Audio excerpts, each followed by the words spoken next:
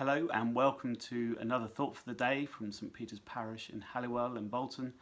My name is Steve Mulwiney. I'm one of the lay readers here and it's great to be with you.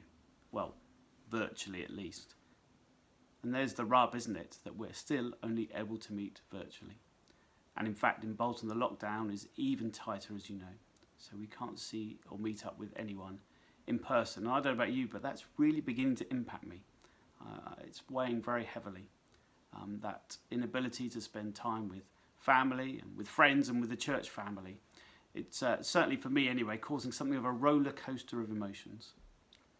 And I think that's probably why the Psalms have never spoken to me more powerfully than they are at the moment. Because if you spend any time reading the Psalms, you soon realise that all of human life and emotion is there. Whatever you're feeling, I guarantee you will find it expressed in the Psalms.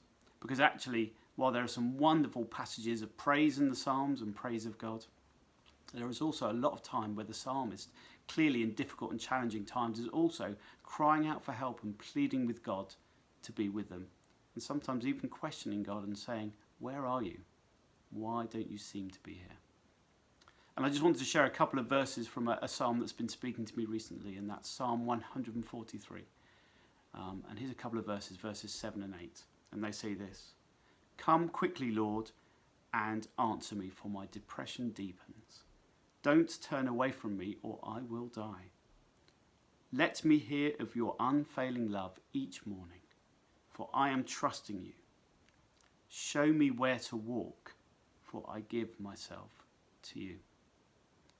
And actually, that plea of showing me where to walk really spoke to me. In fact, it reminded me of an experience I'll never forget. It happened many years ago, actually. I was celebrating my 40th birthday with some friends, and we travelled to southern Spain for a walking holiday and hired a local guide. And before we went, I'd been really clear to this guide, happy to go for long and challenging walks, but one thing you need to know is that I am scared of heights, so make sure you bear that in mind. And we had a couple of days with some terrific walks, and it had been going really well. But then on the third day, we found ourselves up a mountain. As we climbed higher and higher, so my anxiety got higher and higher, and I began to get very afraid and very concerned. And it reached a real climax when we got to this part of the mountain where the only way over to the other side was to scrabble across this fairly sheer face of scree and slide across and get to the other side. And I had something of a meltdown, I have to tell you. I was absolutely terrified, and I was angry as well, angry with the guide who seemed to have ignored what I'd asked him, and not best pleased with my mates either, who seemed to find the whole situation much more amusing than I did.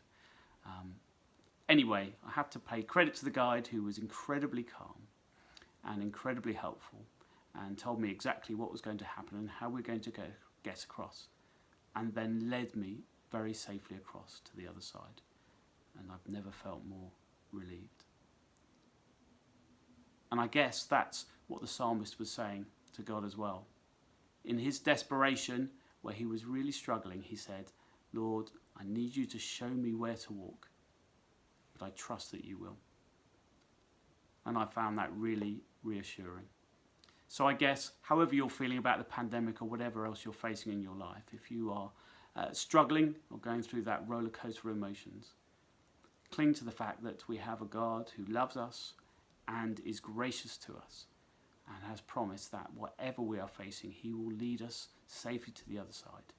He will show us where to walk, help our feet to have a firm footing, and land us safely on the other side. And I hope that is an encouragement to you, as it has been to me.